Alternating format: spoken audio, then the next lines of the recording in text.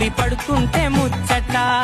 నాలుగు దిక్కుల కంట చూడ ముచ్చటైన వేడుకంట